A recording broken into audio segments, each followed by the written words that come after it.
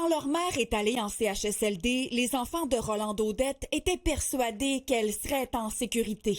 Tranquillement, on se rend compte qu'il y a des choses qu'il y a des lacunes. L'impensable survient le 29 novembre dernier. Madame Odette, 87 ans, est gravement blessée après avoir été poussée par une autre résidente dans sa propre chambre. Ma mère a tombé. Elle l'a poussée, donc elle est tombée et s'est cassée, ce qu'on a su après, la hanche. Ça l'est arrivé dans sa chambre à elle.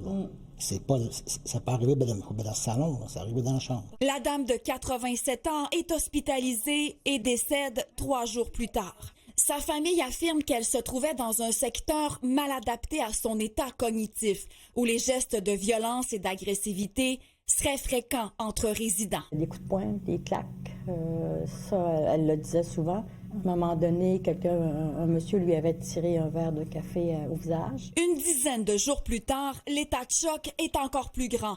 La famille apprend qu'une autre résidente du même CHSLD, Raymonde Asselin, 91 ans, a subi le même sort le 10 décembre. Les deux préposés à ce moment-là, ils étaient dans les chambres pour faire la mise en nuit. Puis au moment où ils ont sorti, les personnes âgées criaient « Madame Asselin s'est fait pousser, pauvre petite, est tombée, a des bobos. » Madame Asselin est gravement blessée. Sa fille doit prendre une décision déchirante. Fait que ma seule option était de mettre fin à la vie de ma mère. Les familles ne blâment pas la résidente impliquée, mais questionnent la supervision et la surveillance, surtout les soirs et les fins de semaine. On n'en veut pas à la personne qui l'a poussée. Elle est inapte.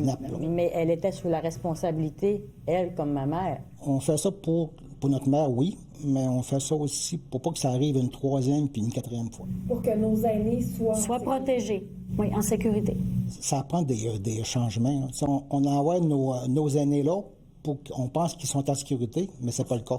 On veut qu'ils finissent leur vie dans le confort, dans un environnement paisible. Une enquête du coroner est en cours. Le SUS Saguenay-Lac-Saint-Jean a refusé de commenter à la caméra.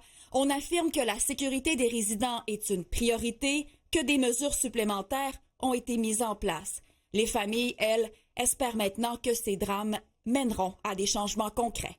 Valérie Fortin, TVA Nouvelles, Saguenay.